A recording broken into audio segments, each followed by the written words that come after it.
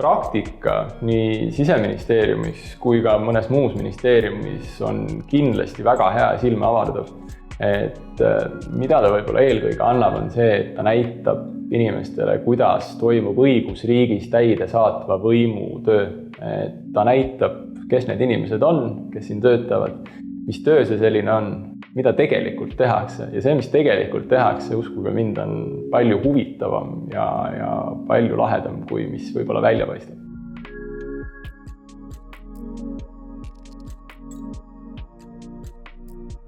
Mina usun, et Siseministeerium on avalikus teenistuses tööandjana üks lipulaevadest kindlasti.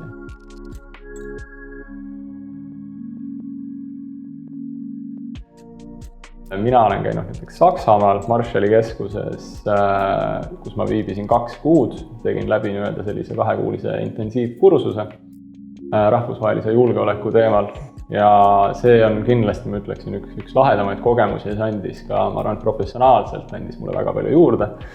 Et sealhulgas näiteks ka Sisekaitseakadeemias, et mina olen läbi teinud ka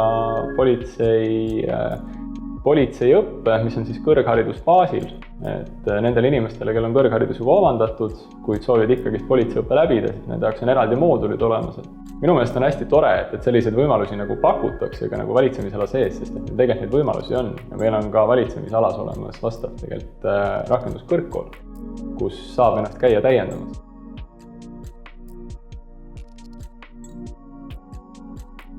Mina isiklikult ütleks, et seal kõige tipus on oskus kiiresti areneda ja õppida.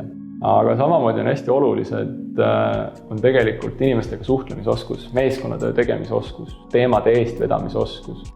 Et nii ministeeriumi kui ka muu asutuse ametnikuna on tegelikult see ülesanne ju luua endale võrgustikku ja suhelda inimestega, nügida inimesi teatud võib-olla lahenduste poole rohkem.